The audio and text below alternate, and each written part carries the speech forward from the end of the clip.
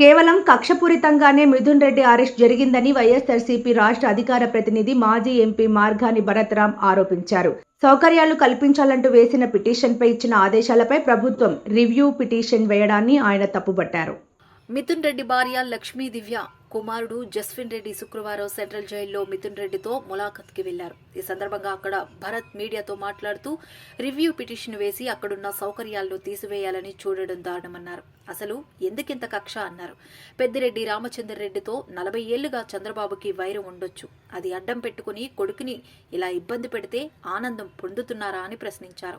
చివరకు మిథున్ రెడ్డి భార్య పిల్లలు కలవడానికి వస్తే కూడా ఏదో రకంగా ఆపే ప్రయత్నం చేస్తూ వచ్చారని పేర్కొన్నారు. ప్రజాస్వామ్యంలో ఇది మంచి విధానం కాదన్నారు. మద్యం విషయంలో గత ప్రభుత్వం ఎక్కడా అవకతవకలు జరగలేదన్నారు. ప్రభుత్వం చేస్తున్న తప్పులకు ఖచ్చితంగా భవిష్యత్తులో మూల్యం చెల్లించుకోవాల్సి ఉంటుందని హెచ్చరించారు.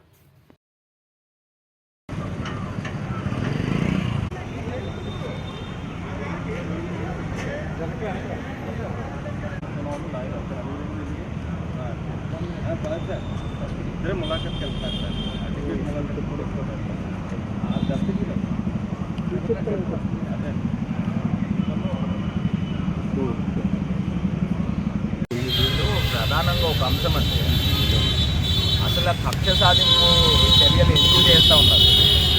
ఇప్పుడు కోర్టు ఆల్రెడీ ఒక ఆర్డర్స్ ఇచ్చారు. ఆర్డర్స్ ఇచ్చిన దాని మీద వీళ్ళు రివ్యూ పిటిషన్ వేసి అక్కడ ఉన్న సౌకర్యాలని తీసే కార్యక్రమం చేస్తూ ఉన్నారు. నేను అడుగుతా ఉన్నా, అసలు ఎందుకు ఇంత కక్ష సాధింపు? ఇప్పుడు పెద్దిరెడ్డి రామచంద్రారెడ్డి గారు అని అంటే చంద్రబాబు నాయుడు గారికి ఓ 40-50 సంవత్సరాల నుంచి ఆ వైరం ఉంది. ఆ వైరము కొడుకుని ఇబ్బంది పెడితే ఆయనకి చంద్రబాబు నాయుడు గారికి మనశ్శాంతి ఉంటుందా? పెద్దిరెడ్డి రామచంద్రారెడ్డి గారు కొడుకుని ఇబ్బంది పెడితే అలా అర్థం కావట్లేదు. అసలు నేను అడుగుతా ఉన్నా, ఇప్పుడు 3200 కోట్లు అని కదా మీరు స్కామ్ జరిగిందని అంటున్నారు. అసలు గవర్నమెంట్ ఎక్స్చెక్కర్కి నష్టం ఎక్కడ వచ్చిందో అర్థం కావట్లే. నాకు ఇప్పటికీ ఆశ్చర్యం అనిపిస్తుంది. ఇప్పుడు చంద్రబాబు నాయుడు గారు 2019లో దిగిపోయే టైంకి 18,000 కోట్ల రూపాయలు గవర్నమెంట్కి సేల్స్ ఉండేది.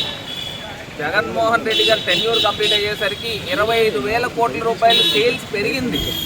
అంటే 7,000 కోట్ల రూపాయల ఆదాయము సేల్స్ పెరిగితే అసలు గవర్నమెంట్కి నష్టం ఎక్కడ వచ్చింది? 3,200 కోట్లని మీరు ఏ రకంగా ప్రూవ్ చేస్తారు ఇప్పటికీ అర్థం కావట్లేదు. ఏ డిస్టిలరీ వాళ్ళు కంప్లైంట్ పెట్టారు, జగన్మోహన్ రెడ్డి గారు ప్రభుత్వంలో లంచాలు ఇచ్చారని కానీ లేకపోతే ఇంకోటి చేశారని కానీ ఎవరు ఇచ్చారు?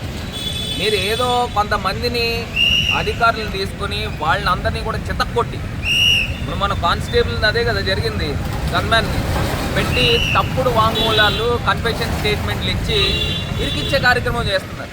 ఇవాళ గవర్నమెంట్కి ఆదాయం వచ్చిందా రాలేదా చంద్రబాబు నాయుడు గారి ప్రభుత్వం మీద? అసలు ఎక్కడ నష్టం జరిగింది? 3,200 కోట్ల రూపాయలు మీరు ఎట్లా ప్రూవ్ చేస్తారు? ఇవన్నీ ప్రశ్నలు. ఇవాళ ఆయన మిథున్ రెడ్డి గారు భార్య వాళ్ళ పిల్లలు వచ్చినప్పుడు కూడా దాన్ని కూడా ఏదో రకంగా ఆపే కార్యక్రమం చేస్తూ ఉంటారు. నిన్న కోర్టు నుంచి తెచ్చుకునే కార్యక్రమం చేస్తారు. నేను అడుగుతున్నాను, అసలు ఏంటి ఆనందం ఏంటి అని అర్థం కావట్లే ఈ చంద్రబాబు నాయుడు గారు. అంటే పెద్దిరెడ్డి రామచంద్రారెడ్డి గారి కొడుకుని ఇబ్బందులు పెట్టి ఆయన ఇబ్బంది పడుతూ ఉంటే ఈయన రాక్షస ఆనందం పొందుతూ ఉన్నాడా అని నన్ను అడుగుతూ ఉన్నాను. ఇది నిజంగా ప్రజాస్వామ్యంలో ఇది మంచి పద్ధతి కాదు. రేపు అంటారు చూసారా, వాడలు బళ్ళు వాడలు అవుతాయని. ఖచ్చితంగా మాట టైం వస్తుంది. ఆ టైం వచ్చినప్పుడు కూడా ఇప్పుడు మొన్న రామచంద్రారెడ్డి అని చెప్పారు క్లియర్గా, మా ఈ సిట్లు ఉండో నేరుగా విచారణ దర్యాప్తు చేస్తాము, ఏ రకంగా అయితే మీరు చేశారో దానికి 2 ఇంతలు 3 ఇంతలు కూడా ఉంటాయనేది కూడా అవగాహన చేసుకోమని